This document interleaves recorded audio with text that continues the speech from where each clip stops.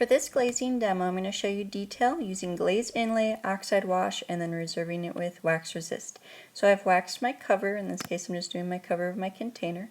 So I've done the edges and the underside so that way it won't stick. But I'm going to take some black glaze, and I am going to brush it into the carved in lines that I had done when it was still in the wet state. So I want these lines to be black. So I'm just kind of dabbing it on. I want it to be somewhat thick.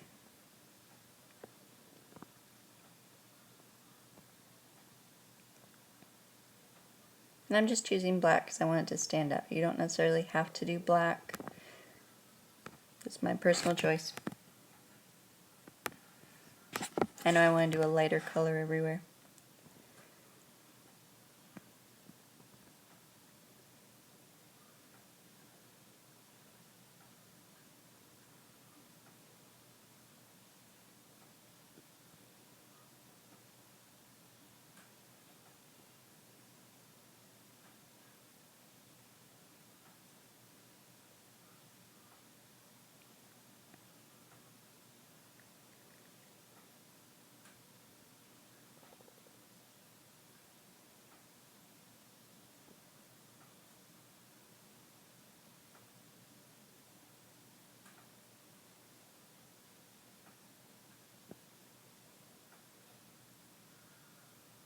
I just want to do a couple coats just to make sure everything is going to show up nicely. Alright, so once I'm done with that, I'm going to take a damp, not a wet sponge, but just a slightly damp sponge, and I'm just going to wash off the top layer so that way the only thing that's left is the black in the actual carved lines. Okay, so once I have that all done and fairly cleaned up, that's what it should look like.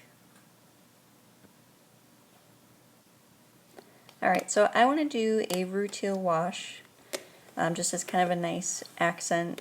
It's not necessarily going to be real shiny. If I had other oxide washes that were pretty thick, they would be more of a metallic, so you definitely don't want to do this in an area that would be functional. So make sure you mix it up. The oxide washes tend to settle to the bottom, even though there is water in there. So for the oxide wash to properly show up, you really want to make sure that you've mixed it up. Now this will be kind of like a yellow ochre, kind of brownish, tannish, a little bit lighter color. So I want this to pop out. So I'm going to do yellow and then I'll end up doing a little bit of red later. Be careful, they are very runny, but they do dry pretty quick. So I'm going to be careful. I do end up changing my brush here just because I realize this isn't really comfortable. I don't want the oxide wash to get in the crevices as much as I can. Okay, so it's kind of watercolor-like. It will flow a little bit. If you have more color in one side, it'll show up more than the other. So something to be aware of. So I end up changing to a little bit different brush.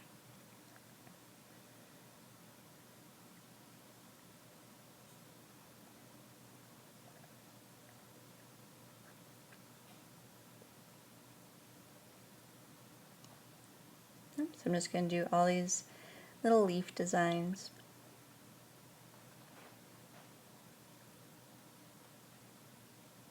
So I want these to be kind of like leaves, and then the circles almost like little berries.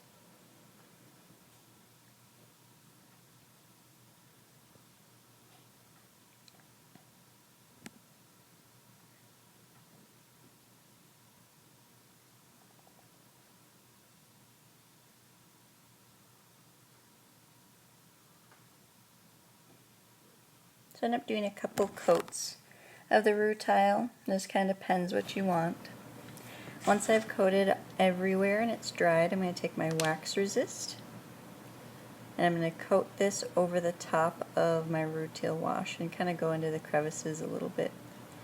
So I'm going to let that sit for 24 hours after I've painted on the wax resist, and then I'll just be able to dunk it into my main color because I don't want to have to brush on everywhere else, just because it's a fairly large surface, and I know that the glazes tend to be a little on the streaky side. They don't have the best brushability for large areas.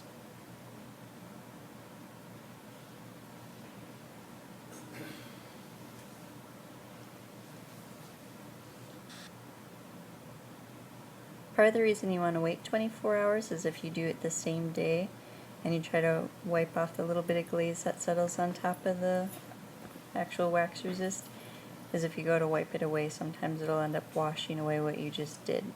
And obviously it does take a little bit of time. There are additional steps compared to just regular dipping and pouring, but it does end up having a really, really nice look and contrast later. Alright, so I have everything coated. Happy glazing!